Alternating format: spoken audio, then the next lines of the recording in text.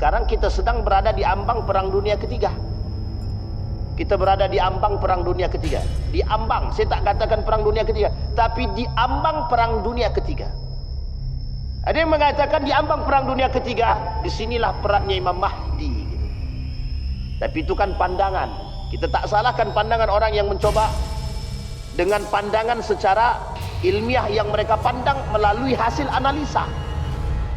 Tapi Nabi mengatakan dalam hadis dia, secara jelas kata Nabi, Imam Mahdi akan datang kepada umat manusia ketika itu terkhusus bagi orang muslim untuk mendirikan keadilan dan mendirikan kejujuran. A'udzu billahi minasyaitonir rajim. Bismillahirrahmanirrahim. Assalamualaikum warahmatullahi wabarakatuh. Alhamdulillahi rabbil alamin. وبه نستعين على أمور الدنيا والدين والصلاة والسلام على أشرف الأنبياء والمرسلين وعلى آله وصحبه أجمعين. اللهم صل وسلم وبارك على هذا النبي الكريم. اللهم صل على محمد وعلى آل محمد في العالمين إنك حميد مجيد. يا أيها الناس اتقوا ربكم الذي خلقكم من نفس واحدة وخلق منها زوجها وبث منهما رجالا كثيرا ونساء واتقوا الله الذي تساءلون به والأرحام إن الله كان عليكم رقيبا. وقال الله تعالى يا أيها الذين آمنوا اتقوا الله وقولوا قولا سديدا يصلح لكم أعمالكم ويغفر لكم ذنوبكم ومن يطع الله ورسوله فقد فاز فوزا عظيما. Puji syukur kehadirat Allah dengan mengucapkan alhamdulillahirabbil alamin. Berselawat kepada Nabi dengan mengucapkan Allahumma salli ala Muhammad wa ala ali Muhammad fil alamin innaka Hamidum Majid. Bapak Ibu sekalian yang berbahagia, mudah-mudahan di maghrib ini Allah melimpahkan rahmat dan karunia-Nya kepada kita semua. Allah jadikan rumah tangga yang sakinah, mawaddah warahmah, anak-anak yang saleh dan salihah. InsyaAllah kita semua yang hadir di malam hari ini husnul khatimah. Amin ya rabbal alamin. Dan istiqamah dalam kebaikan dan ketaatan. Untuk orang tua kita yang telah mendahului atau yang telah wafat, Allah tempatkan di tempat terbaik di sisinya, Allah terima amal ibadahnya. Kelak Allah kumpulkan bersama orang-orang yang soleh. Dan untuk orang tua kita yang masih hidup, Allah sehatkan, Allah kuatkan, Allah jadikan istiqamah husnul khatimah. Dan insyaAllah orang tua kita yang masih hidup selalu kita bisa berbakti kepadanya. Amin ya rabbal alamin. Baik Bapak Ibu sekalian yang berbahagia, di dalam tanda-tanda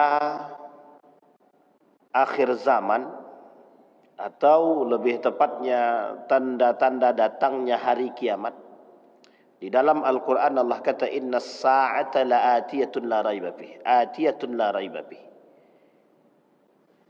Kiamat itu sudah mesti datang. Tak ada keraguan sedikit pun tentang kedatangan kiamat tersebut. Di dalam riwayat yang lain, innallaha 'indahu 'ilmus sa'ah wa yunazzilul ghaitha wa ya'lamu ma fil arham. Allah yang memiliki hari kiamat itu. Satu ketika bertanya sahabat kepada Nabi tentang hari kiamat, Nabi menjawab itu adalah urusan Allah. Tetapi pada itu ketika baginda Nabi duduk bersama para sahabat, datang seorang pemuda kemudian bertanya. Ditanyakan tentang kiamat. Nabi jawab, yang ditanya tidak lebih tahu daripada yang bertanya. Kemudian ditanyakan tentang amarat, tanda-tandanya. Barulah kemudian Nabi menjawab, salah satu di antaranya munculnya binatang melata. Tahu kemudian Nabi sampaikan seorang budak melahirkan anak daripada tuan dia. Tanda-tanda ini adalah penyebutan Nabi bagi orang-orang yang beriman, yang mau mengimani tanda-tanda yang dituruni. Apa tujuannya? Agar bisa mempersiapkan diri jika bertemu dengan kondisi tersebut.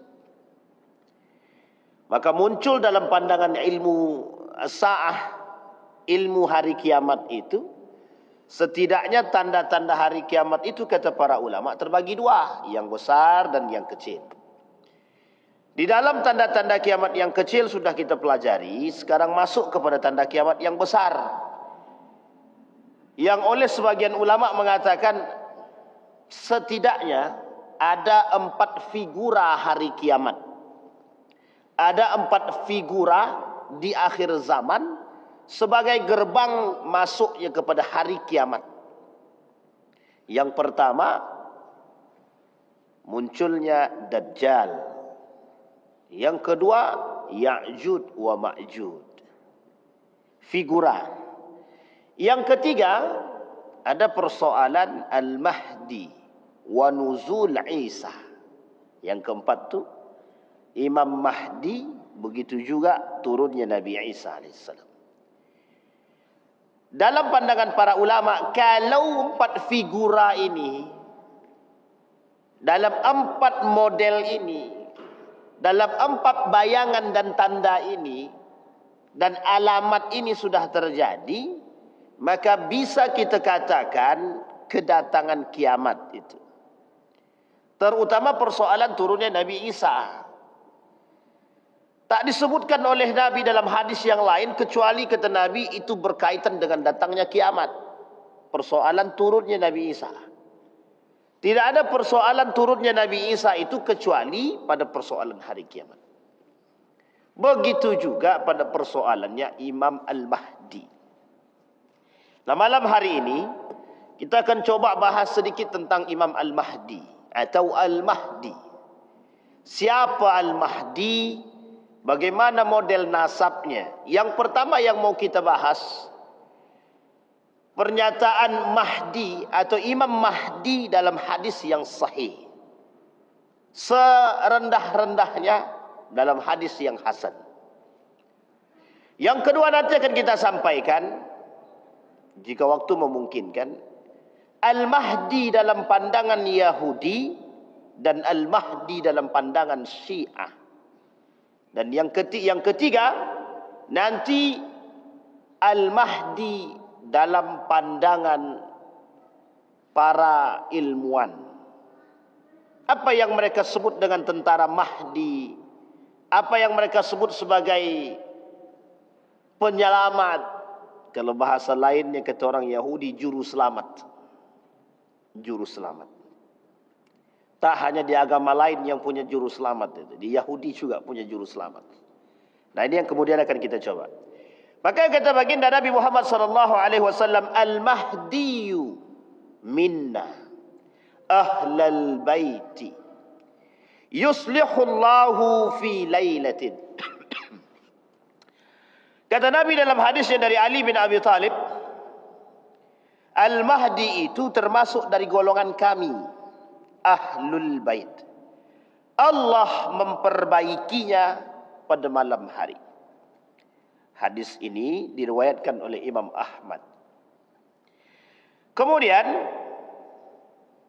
dalam riwayat Ibnu Majah dengan model yang sama, kemunculan Imam Mahdi adalah sebuah keniscayaan yang tak bisa kita mungkari, kita ingkari. Lau lam yabqa minad dunya illa yaumun qala zaidatu fi hadithihi la tawwalallahu dzalikal yaum thumma ittafaqu hatta yab'atha fihi rajulan minni aw min ahli baiti, kata Nabi, yuwati'u ismuhu ismi wa ismu abihi ismu abi yamla'ul arda qistan wa adlan kama muli'at zulman wa jawran. Kata Nabi, andai kata tidak tersisa di muka bumi ini satu hari Zaidah kemudian bertutur pada hadisnya, sesungguhnya Allah akan memanjangkan hari itu. Kemudian mereka para rawi bersepakat hingga Allah membangkitkan pada hari itu seorang lelaki yang namanya sama dengan namaku, nama bapak dia sama dengan nama bapakku, gitu dia. Dia memenuhi bumi ini dengan keadilan. Kemudian sebagaimana sebelumnya bumi telah dipenuhi dengan kezaliman dan kelaliman. Kezaliman. Ini poin penting untuk kita pahami dari hadis dulu. Dalam riwayat yang lain, la tadhhabu aw la tanqadi ad-dunya hatta yamlika al-araba rajulun min ahli baiti yuwati'u ismuhu ismi. Kata Nabi, tidak hilang atau tidak berakhir dunia ini sampai seorang lelaki dari kalangan ahlul bait memimpin bangsa Arab yang namanya mirip dengan namaku. Sampai sini dulu kita bahas. Bapak Ibu sekalian yang berbahagia, persoalan Imam Mahdi ini tidak bisa kita ingkari. Para ulama dari berbagai macam kalangan, baik Malaysia, Arab, Saudi Arabia misalkan, Yaman, dan para asatid dan da'i-da'i yang lain, mencoba memahami maksud daripada Imam Al-Mahdi dalam berbagai macam kacamata. Termasuk salah satunya dalam kacamata para ilmuwan. Ada yang mengatakan tentaranya Mahdi itu teknologi. Ada yang mengatakan tentara Al-Mahdi itu adalah orang yang kelak memenangkan dalam perperangan terakhir. Dan lain sebagainya. Ini adalah gambaran dalam perspektif yang dibangun oleh mereka. Setidaknya yang paling zahir untuk kita imani terlebih dahulu, Imam Mahdi itu mesti sejalan dengan apa yang dikatakan oleh Nabi. Itu iman pertama. Wajib kita mengimani keberadaan Imam Mahdi atau turunnya Imam Mahdi atau datangnya Imam Mahdi itu sama nama dia dengan nama Nabi dan nama bapak dia sama dengan nama bapak baginda Nabi Muhammad SAW. Itu yang harus kita imani pertama. Yang kedua yang harus kita imani berasal dari tanah Arab, tidak berasal dari Indonesia. Nah ini, tapi kalau di Indonesia ini dianggap Arab, ya belum tentu juga. Maka nanti Bapak Ibu sekalian yang berbahagia, setidaknya ada 3 Imam Al-Mahdi ini, dalam pandangan kemunculan itu, berasal dari 3 dalam pandangan para ulama itu. Yang pertama, min qibalil Khurasan, min qibalil Masyriq. Nah, ini penting untuk dipahami. Yang pertama dari Khurasan, yang kedua dari timur. Ada yang mengatakan yang ketiga ini saya lupa. Yang ketiga ini saya lupa. Dia ada 3 pandangan setidaknya. Kalau kita runut ini sejarah, dalam pandangan para ulama Khurasan, ini kalau kita bicara dengan Khurasan, kita tak bisa lepas dari Iran, kita tak bisa lepas dari Irak, kita tak bisa lepas dari Syam. Ini poinnya di situ memang. Dia putarnya di situ memang. Dan kalau kita lihat lagi kalimat qibal al-masyriq, dari sebelah atau sisi daripada masyriq timur, ya sama. Cuma tak disebutkan di situ min qibalil maghrib atau min qibalil gharbi, enggak. Berarti dia tak turun di Belanda, enggak turun di Amerika. Mungkin bukan turun di Amerika, turun untuk menghancurkan Amerika mungkin gitu. Atau lahir untuk menghancurkan kezaliman. Yang membangun kezaliman, yang tak membangun kezaliman, ya tidak usah dihancurkan lah. Baik. Nah, ini poin penting untuk dipahami terlebih dahulu. Jadi iman yang harus kita imani terlebih dahulu dalam garis lurus yang disampaikan oleh Al-Ustaz Fatihah dalam kitab ini, dia merujuk kepada hadis-hadis yang sahih dan hadis-hadis yang hasan. Sebelum nanti kita lihat bagaimana pandangan Yahudi dan Syiah. Karena cuma 2 ini yang kental dengan pemahaman mereka yang menimbulkan kontroversi di tengah umat Islam, Yahudi, dan ada satu lagi golongan yang disebut dengan Syiah. Kenapa Syiah kental mengatakan dari golongan dia min ahli baiti? Karena bagian daripada keluarga baginda Nabi Muhammad sallallahu alaihi wasallam. Baik, itu poin keimanan. Jadi kita tidak boleh mengingkari akan datangnya Mahdi itu. Hanya saja yang menjadi persoalan perdebatan itu bentuk kedatangannya seperti apa, orangnya seperti apa, gantengnya, dan itu lain sebagainya. Ciri khas dan karakter fisik Al-Mahdi. Al-Mahdiyu minni ajla jabhati aqnal anfi yamla'ul arda qistan wa adlan kama muli'at jawran wa zulman yamliku sab'a sinin. Al-Mahdi itu berasal dari diriku atau dariku, kata Nabi. Lebar dahinya dan panjang mancung hidungnya. Dia akan memenuhi bumi dengan kelurusan dan keadilan sebagaimana sebelumnya bumi dipenuhi dengan kezaliman dan kekacauan. Dia akan berkuasa selama 7 tahun. 7 tahun.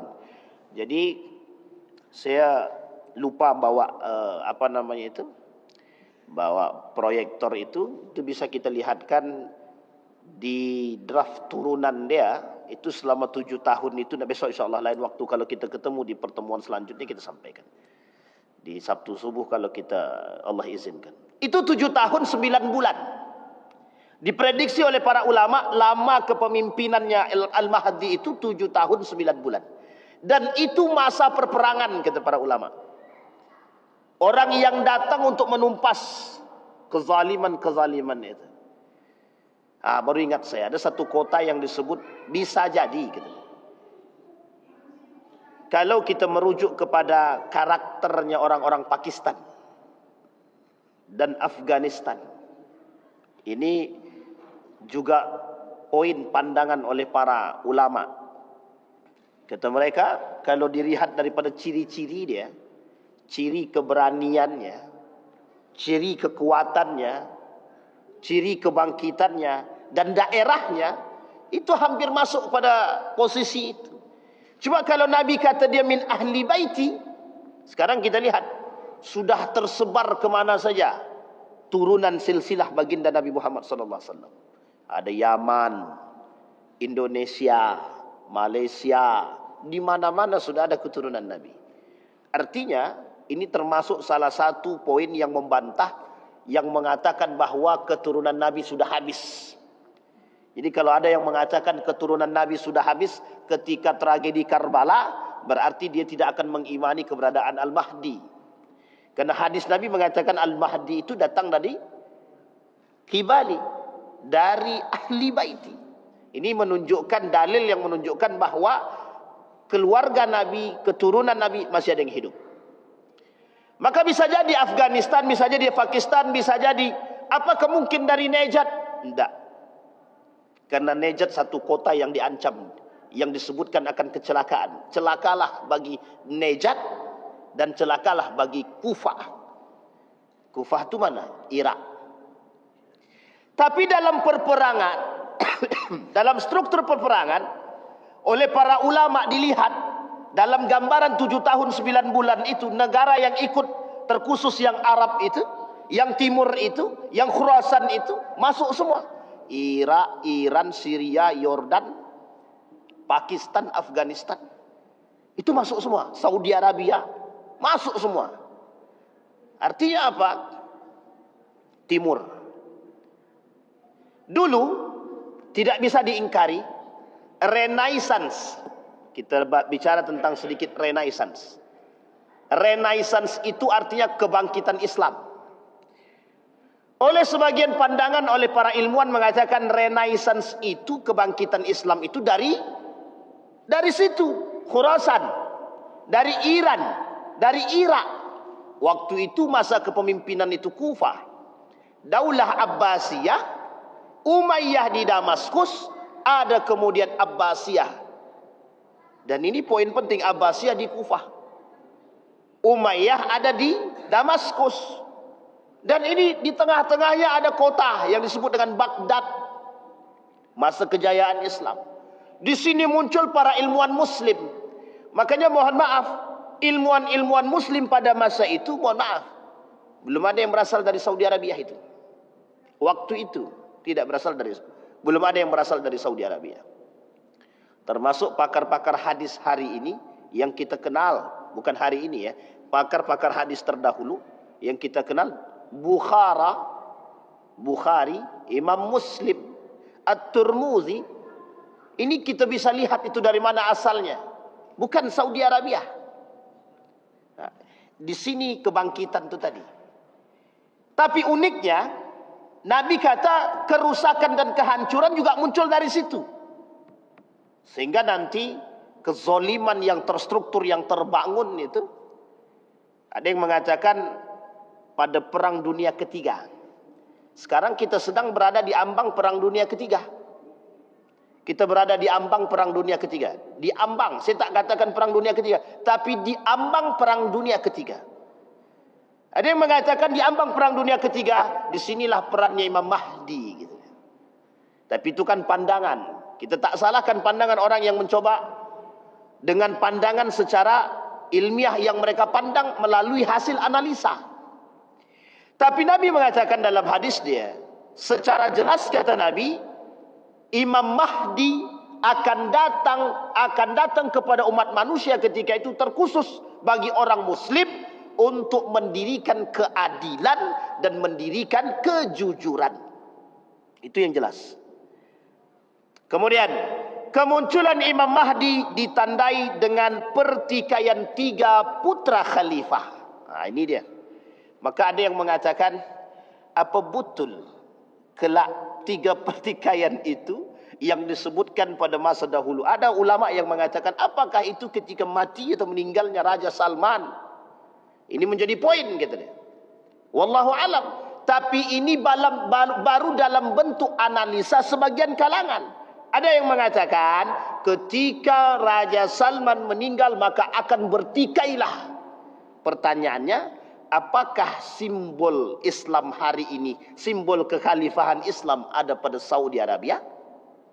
Ataukah ada pada Yaman? Ataukah pada Oman? Ataukah pada Dubai? Ataukah pada yang lain? Kenapa dijadikan tolak ukur kerajaan Saudi Arabia? Karena di situ ada Makkah dan Madinah. Itu saja. Nah, ini yang kemudian. Tapi lagi-lagi pandangan. Nabi tak katakan secara jelas siapa orangnya, di mana tempatnya. Nabi tak katakan jelas. Yaqtatilu inda kanzikum salasatun. Kulluhum ibnu khalifah. Thumma la yasiru ila wahidin minhum. Thumma tatlu'ur rayat. As-sudu. Min kibalil masyriq. Fayaqtulunakum. Qatlan. Lam yuktalhu qawmun. ثم ذكر شيئا لا أحفظه فقال فإذا رأيتموه فبايعوه ولو حبوا على الثلج فإنه خليفة الله المهدي. Akan berperang memperebutkan harta dan kekuasaan, pembendaharaan kalian 3 golongan. Semuanya anak keturunan khalifah. Kemudian harta itu tidak akan pernah menjadi milik satu golongan pun di antara mereka. Kemudian muncullah panji-panji hitam dari arah timur. Lantas mereka akan memerangi kalian dengan sebuah perperangan yang belum pernah satu kaum pun diperangi seperti itu. Kemudian Rasulullah menceritakan sesuatu yang aku tidak menghafalnya. Lalu beliau bersabda, apakah kalian melihat? Apabila kalian melihatnya maka baiatlah dia, itu adalah sesungguhnya panjinya Allah Al-Mahdi. Sekarang kita coba lihat sejarah, bukan sejarah. Sekarang coba kita menelaah sedikit. Misal kita kembali ke kerajaan Saudi Arabia. Sistemnya kerajaan. Kita kembali ke Dubai. Sistemnya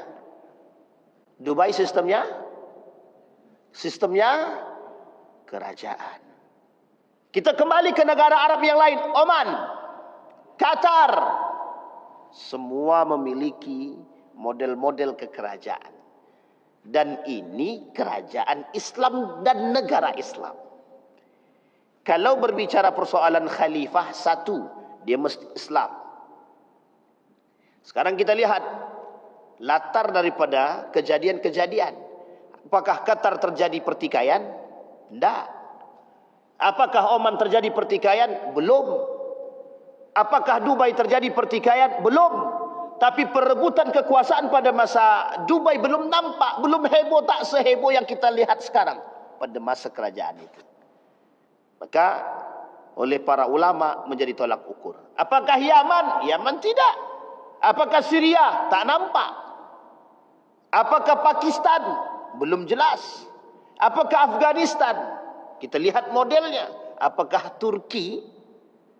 Semua belum nampak secara jelas. Disinilah butuh yang disebut dengan analisa.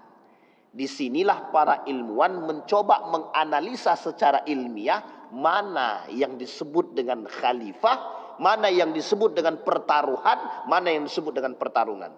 Kita lihat kilas balik sejarah. Ada pada masa kerajaan Saudi juga terjadi pertikaian antar keluarga yang kita tidak tahu latar belakangnya apa. Oman kita tak dengar, Qatar kita tak dengar, tapi negara-negara ini itu memiliki kekayaan yang melimpah. Oman punya kekayaan, Qatar punya kekayaan, Dubai punya kekayaan.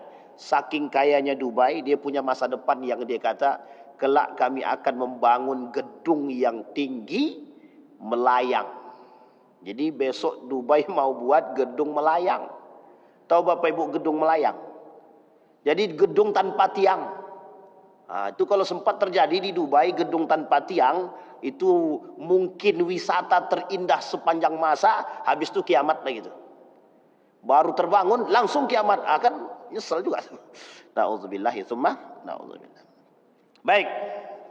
Yakunu ikhtilafun inda mauti khalifah, fayakhruju rajulun min ahli al-Madinah. Kita lihat. Hariban ila Makkah. Fayatihi nasun min ahli Makkah fayukhrijunahu wa huwa karihun fayubayi'unahu. Kita terjemahkan langsung. Akan terjadi persengketaan saat kematian seorang khalifah, lantas keluarlah seorang dari penduduk Madinah, dalam hadis yang lain, berlari menuju Mekah. Maka beberapa orang penduduk Mekah mendatanginya dan mengeluarkannya, namun ia tak suka. Mereka membaiatnya di antara rukun Ka'bah dan makam Ibrahim. Kemudian lalu diberangkatkanlah sekelompok tentara dari Syam. Berarti Syam, Yordania, Syria, Palestina. Ini masuk nih Pak di sini. Libanon masuk dalam kategori Syam. Damaskus. Kita lihat. Untuk mengejarnya, maka mereka ditelan bumi di daerah Baida antara Mekah dan Madinah. Maka ketika orang-orang melihat hal itu, tokoh-tokoh dari Syam dan orang-orang mulia dari Irak, Kufah mendatanginya. Mereka membaiatnya di antara rukun Ka'bah dan makam Ibrahim. Artinya pembaiatan Imam Mahdi sebagai seorang pemimpin dan khalifah dalam hadis ini kelak akan terjadi di Makkatul Mukarramah. Ini kalau kita singgung lagi, semakin nampak tanda itu sebenarnya. Semakin tampak.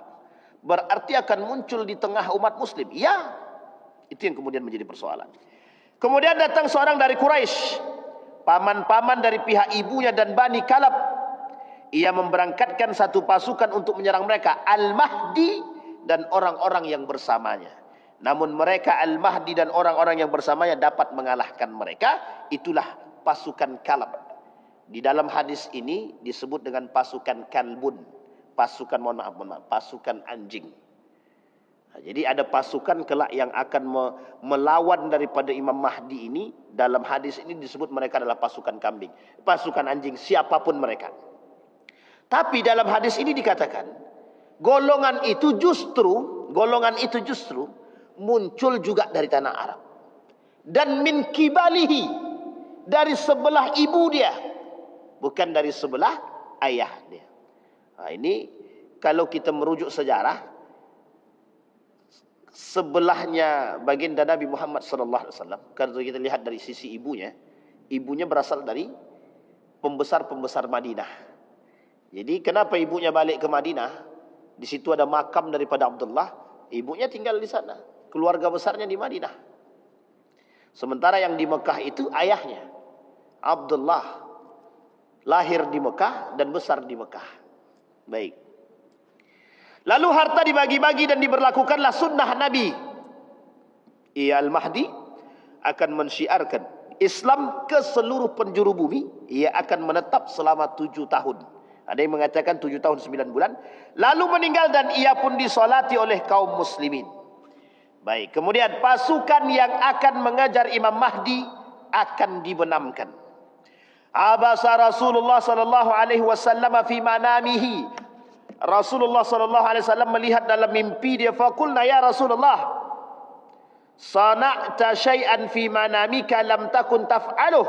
Faqala al-ajabu inna nasan min ummati yu'ammuna bil baiti bi rajulin min Quraisy qad laja'a bil baiti hatta idza kanu bil baida, nama tempat, khusifa bihim faqulna ya Rasulullah inna at-tariqa qad yajma'un nasa. Qala na'am fihim al-mustabsir wal majbur wa ibnu sabil yuhlikuna mahlakan wahidan wa yasduruna masadra syai' yab'asuhumullahu ala niyatihim. Kata Rasulullah, ketika Rasulullah berguncang dalam hati dalam tidurnya, kemudian kami bertanya, wahai Rasulullah, Anda melakukan sesuatu dalam tidur Anda yang belum pernah Anda lakukan. Beliau menjawab, sesungguhnya mengherankan, sejumlah orang dari kalangan umatku pergi menuju Baitullah untuk mengejar seorang lelaki Quraisy. Nah, sekarang poin kedua, bahwa Imam Mahdi kalau dia berasal dari keturunan baginda Nabi Muhammad sallallahu alaihi wasallam, maka dia mesti berasal dari suku Quraisy. Muncul pertanyaan di sosial media hari ini, muncul pertanyaan di berbagai macam persoalan hari ini, apakah di Mekah dan Madinah masih ada suku Quraisy? Nah, ini dia pertanyaannya, Pak. Jadi Bapak Ibu, kapan waktu kita coba bahas itu silsilah keberadaan. Karena begini, ini sedikit kita singgung. Kerajaan Saudi Arabia ini itu berasal dari nama pemimpin dia. Nama pemimpinnya Ibnu Saud. Ibnu Saud ini mengambil alih tanah Hijaz dari seorang khalifah yang juga merebut kekuasaan ini dari tangan Turki Utsmani yang bernama Syarif Hussein. Syarif Hussein ini menurut riwayat sejarah berasal dari keluarga atau keturunan baginda Nabi Muhammad SAW. Ketika itu direbutlah kekuasaan Hijaz ini oleh Ibnu Saud yang ketika itu dalam riwayat berasal dari, mohon maaf, yang disebut dengan Nejat. Ada yang mengatakan Nejat itu adalah Riyadh. Nejat itu adalah Riyadh sekarang. Sebagian orang mengatakan, sebagian ulama mengatakan Nejat itu adalah Riyadh. Sebagian lagi mengatakan Nejat itu di perbatasan. Perbatasan tidak masuk Saudi tapi hampir mendekat kepada Saudi. Bisa jadi ada yang mengatakan Nejat tersebut ya dari arahnya Irak, Iran. Karena dari situ muncul pemberontak-pemberontak yang jahat gitu. Kok disandingkan begitu? Karena memang begitu doanya Nabi. Ketika Nabi berdoa, ya Allah berkahilah untuk Yaman dan Syam. Datang pemuda. Bagaimana dengan Nejat? 1 kali tak dihiraukan Nabi. 2 kali tak dihiraukan. Pas 3 kali langsung disampaikan Nabi. Celakalah bagi mereka, kata dia. Nah, ini yang kemudian oleh para ulama melihat mana yang disebut dengan Nejat itu. Sehingga dia mengatakan Riyadh sekarang. Kalau kita lihat kasus-kasus di Riyadh ini, Masya Allah, parah sangat. Di Riyadh itu parah. Orang-orang bebas melakukan kemaksiatan. Ya sebenarnya bukan bebas, tapi memang dibebaskan. Kita nggak tahu apakah dibebaskan atau bagaimana, kita nggak tahu itu. Kalau kita rujuk kepada Irak, Iran, Syiah mana yang tak melakukan kerusakan itu? Tidak ada. Sampai Syiah yang pindah ke Mesir, disebut mendapat julukan namanya Syiah Fatimiyah, itu juga ikut menghancurkan Islam itu dulu. Sampai Mesir itu pernah jaya pada masanya, pada masa kekhalifahan, pada masa kepemimpinan Syiah Fatimiyah. Ada namanya Syiah Safawiyah juga pernah memberontak kepada Turki Utsmani. Itu jalur munculnya dari mana? Irak, Iran. Pertanyaannya berarti dari situ muncul kerusakan, ya. Khawarij muncul dari mana? Irak, perbatasan Harura, perbatasan Irak, Harura. Di mana muncul Mu'tazilah? Juga dari situ. Di mana munculnya kaum Syiah itu juga, Murji'ah dari situ juga. Kelompok-kelompok yang ingin melepaskan diri. Artinya banyak juga aliran-aliran yang muncul dari situ. Nah, ini tolak ukur yang kita lihat. Kembali kepada poin tadi, maka ketika Ibnu Saud ini bekerja sama dengan Inggris ketika itu dalam sejarah, maka dia merebut itu yang disebut dengan Hijaz dari tangan Syarif. Maka ketika muncul pertanyaan, mengapa kerajaan Saudi Arabia ini tidak dari keturunan baginda Nabi? Khalifah atau pemimpinnya, rajanya kok tidak dari keturunan Nabi? Karena ketika itu Ibnu Saud bukanlah seorang keturunan Nabi, tapi lebih tepatnya Ibnu Saud itu adalah seorang saudagar, pedagang. Memang dari kabilah yang cukup dikenal ketika itu pada masa itu di Riyadh itu, di Najat itu. Sampai di sini bisa dipahami. Satu-satunya negara di muka bumi ini yang diambil dari nama pemimpinnya, yang disebut sebagai Al-Mamlaka Al-Arabiyah As-Saudiyah, kerajaan Saudi Arabia. Diambil dari nama Ibnu Saud yang sampai hari ini turun-temurun kepemimpinannya. Nah, yang kita tidak tahu nih apakah yang terakhir ini setelah Salman ini siapa yang akan naik. Ada yang mengatakan Muhammad bin Salman, ada yang mengatakan ya nggak tahu. Makanya ada yang mengatakan kalau ini selesai, sementara Muhammad bin Salman ini punya beberapa saudara yang dalam pandangan beberapa para pengamat itu mengatakan bahwa ya kerajaan Saudi ini penuh dengan kekayaan yang melimpah. Apakah mungkin tidak ada yang tertarik dengan kekuasaan dan tidak tertarik dengan kekayaan? Nah, di sini poin pentingnya Bapak Ibu. Karena dalam hadis baginda Nabi Muhammad SAW, penyebab pertikaian khalifah itu satu adalah kekayaan, yang kedua kekuasaan. Kita rujuk kepada sejarah. Runtuh Turki Utsmani itu perebutan kekuasaan dan kekayaan. Daulah Abbasiyah itu disebabkan kekayaan dan kekuasaan.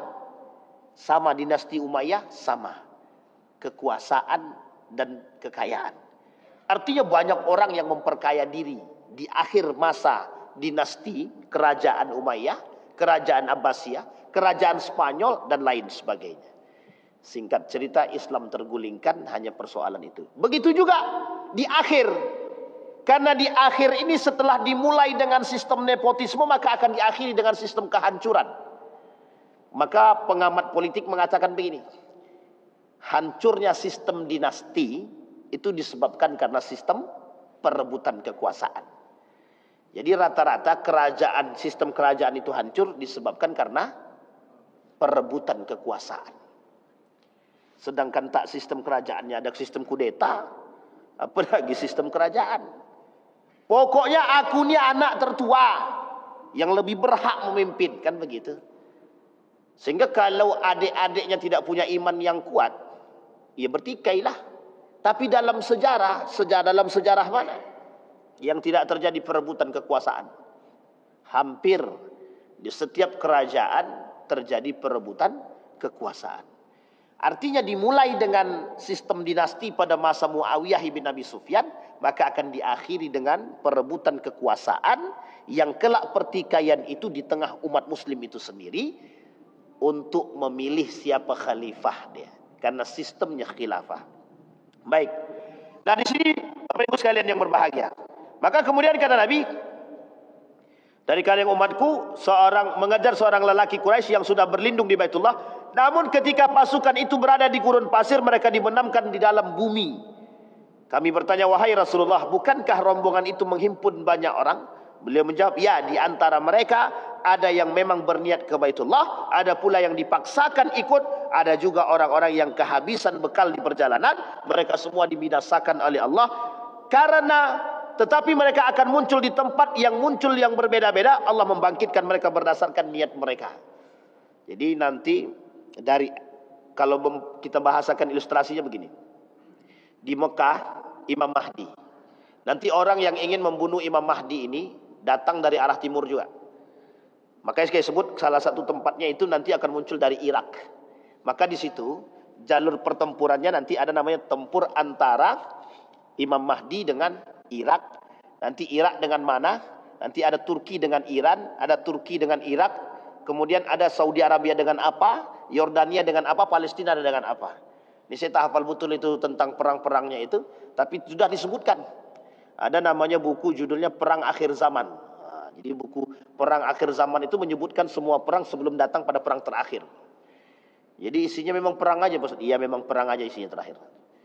Makanya nanti dalam pandangan para ilmuwan hari ini, perang dunia ketiga itu, dalam pandangan sekilas gitu ya, dalam pandangan politik, yang berperang itu antara Cina dengan Amerika. Tapi dalam satu sisi pandangan itu tidak begitu. Dalam satu sisi perang itu, satu di antara sekian banyak negara Arab itu, ada satu negara Arab yang ikut memiliki strategi perang yang bagus. Salah satunya dianggap adalah kerajaan Saudi Arabia. Nah, ini kita coba cek sedikit. Mengapa Saudi Arabia berpindah dari kilang minyak ke pariwisata? Kalau kilang minyak yang menekannya banyak, kalau pariwisata tidak ada yang menekan. Jadi ada juga yang berpandangan strategi yang dibangun oleh Muhammad bin Salman bagus. Apa bagusnya? Membangun wisata, pendapatan dari wisata. Coba bayangkan pendapatan dari wisata. Baitullah dijadikan wisata. Wow, begitu banyak. Maka kata Nabi dalam hadisnya sendiri, nanti akan datang orang pergi ke Baitullah. Itu bukan tujuannya untuk haji. Nabi bilang dalam riwayat yang lain, ada orang kelak di akhir zaman itu pergi ke Mekah bukan untuk haji, tapi untuk foya-foya, untuk melihat, untuk ini, untuk itu, dan lain sebagainya. Termasuk salah satunya dalam hadis yang kita sebut tadi. Ada orang yang punya ingin niat ke Baitullah untuk mencari Imam Mahdi. Ada yang ke Baitullah untuk berfoya-foya, bermegah-megahan, untuk berfoto dan lain sebagainya. Dan ini poin ini kelak. 2035 kita bisa lihat bagaimana perkembangan Saudi Arabia. Termasuk salah satunya tujuannya, kelak nanti dari Ka'bah menuju gerbang pintu Ka'bah itu, dari gerbang masjid itu 2 kilo. Itu jalan kaki itu Pak. Jalan kaki 2 kilo, berarti kita salatnya di mana? Salatnya di kilo terakhir lah. Itu nggak tahu hotelnya di mana, Ka'bahnya di mana. Jadi dari gerbang menuju Ka'bah itu jalan kakinya jauh banget itu kalau betul terjadi dalam gambaran misi daripada kerajaan Saudi Arabia terhadap perluasan Ka'bah atau Masjidil Haram itu. Artinya sudah dibuka oleh mereka jalan menuju pariwisata tersebut. Maka ada seorang ahli politik mengatakan salah satu strategi yang dilakukan oleh Muhammad bin Salman untuk bisa andil dalam perang dunia itu. Bisa jadi. Ya wallahu a'lam bishawab. Baik. Dalam riwayat yang lain. Nah, kemudian usia Al-Mahdi ketika memegang kekuasaan. Ismuhu ismu Nabi. Wa huwa ibnu ihda aw ithnaini wa khamsina yaqumu 'ala an-nasi 7 sinin. Wa rubbama qala 8 sinin. Artinya namanya adalah nama Nabi dan dia berusia 51 atau 52 tahun dan memimpin manusia selama 7 tahun. Tapi kadang-kadang rawi As-Subaid berkata sekitar 8 tahun. Maka disebut 7 tahun 9 bulan. Ada yang mengatakan 7 tahun 9 bulan, ada yang mengatakan 8. Umurnya 51. Berarti umur siapa sekarang? Umur Bang Didi lah, 51 tahun. 51, 52. Kira-kira muda atau tua? Itu masa kepemimpinan. Nabi bilang dalam hadis itu. Jadi masa-masa yang disebutkan oleh Nabi untuk muncul kedewasaan itu pada masa-masa yang di atas 40. Jadi 40 ke atas. Jadi kalau ada yang memimpin di bawah 40, nah itu agak susah sedikit. Memang itu hadis Nabi, bukan saya Pak, bukan saya nak ngomong, bukan saya ngomong, tapi itu hadis Nabi. Kata Nabi, kenapa Nabi kasih batas itu Pak? Usia matang Pak. Pak Prabowo sekarang umurnya 72, dah lewat tuh. Banyak bonusnya tuh. 72 itu udah cukup tua. Tapi kata Nabi, kita ambil baginda Nabi Muhammad sallallahu alaihi wasallam, berapa umurnya? Dibaiat jadi Nabi umur 40 sampai akhir hayatnya 63 tahun. Abu Bakar sama. 2 tahun sebelum dia wafat berarti 61 tahun. Abu Bakar naik jadi khalifah umur 60 tahun. 61. Umar bin Al-Khattab di bawah Abu Bakar 58, 59. Artinya masih 50-an. Yang termuda Ali bin Abi Thalib. Tapi ketika memimpin, Ali bin Abi Thalib pada usia 50 ke atas. Sama dengan Al-Hasan wal Husain. Sama. Al-Hasan ketika dia memimpin, umur dia itu berumur 52 tahun. Ketika Al-Husain terbunuh di Karbala, umur dia ketika itu juga 50 tahun. 50 ke atas. Artinya masa kedewasaan, kematangan dalam memimpin gitu. Jadi kalau di bawah 40-nya kita agak curiga sedikit. Ya kita menyampaikan itu dalam bentuk rentang waktu gitu. Baik. Di masa Imam Mahdi, langit dan bumi akan mendatangkan keberkahan. Ini disampaikan, yakunu min ummati al-mahdi fa in tala umruhu au qasura umruhu asa 7 sinin au 8 sinin au 9 sinin yamla'ul ardi qistan wa adlan wa takhrujul arda nabataha. Pada masa kepemimpinan Al-Mahdi itu di semua berjaya. Masih ingat kita sejarah Nabi Yusuf dalam mimpi dia, 7 tahun paceklik, 7 tahun jaya. Pada masa 7 tahun paceklik, dalam mimpi dia disuruhnya Raja Fir'aun itu untuk sebelum datang 7 tahun paceklik tadi, simpan semua. Kalimat ini hampir serupa sebenarnya.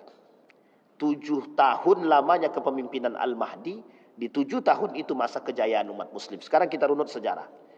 Daulah Abbasiyah, daulahnya Umayyah, masa kejayaan Islam. Dimulai dari baginda Nabi Muhammad sallallahu alaihi wasallam, Nabi, khalifah, empat khalifah, Khulafaur Rasyidin, kemudian pada masa dinasti Umayyah, dinasti Abbasiyah, kemudian Turki Utsmani, diakhiri dengan Turki Utsmani. Nabi dibaiat menjadi nabi umur 40. Berarti sekitar 630-an. 600-an atau 630-an. 630-an sampai runtuhnya Turki ini 1945. 1925. Berapa lama? Dari 600, kita ambillah 600 sampai 1925. Itu masa kejayaan Islam. Berapa lama? Lama lah pokoknya Pak. 6 berapa abad tuh? Hitung Bang ya. Berapa? 12. Lebih. 13 abad lamanya. Sekarang kita lihat 1500. Berarti 1500 tahun yang lalu Nabi pernah berkata. Kata Nabi, kelak di tahun-tahun akhir itu akan muncul seorang pemimpin dari kalanganku yang bernama Al-Mahdi. Namanya sama, Ahmad. Dalam pandangan lain Ahmad, dalam riwayat yang lain dikatakan Muhammad. Sekarang nama ayahnya sama Abdullah. Apa maksud isyarat daripada ini? Satu isyaratnya, umat muslim yang masih berpegang teguh dengan Nabi yang selamat dan bertemu. Umat muslim yang berpegang teguh dengan sunnah Nabi, kelak dia bertemu dengan Imam Mahdi, dia akan berbaiat kepada Imam Mahdi. Umat muslim yang munafik tidak akan berbaiat kepada Imam Mahdi. Itu poinnya, Pak. Karena kelak yang beriman kepada Imam Mahdi adalah umat mukmin yang berpegang teguh dengan sunnah Nabi. Nah, ini poin kita. Kita lanjutkan di pertemuan yang akan datang. Mudah-mudahan ada manfaat bagi kita semua. Mudah-mudahan bisa menambah keimanan kita. Setidaknya kita sebagai orang beriman mempersiapkan diri untuk menjadi manusia yang kokoh secara keimanan. Fa'tabiru ya ulil absar la'allakum tuflihun. Assalamualaikum warahmatullahi wabarakatuh.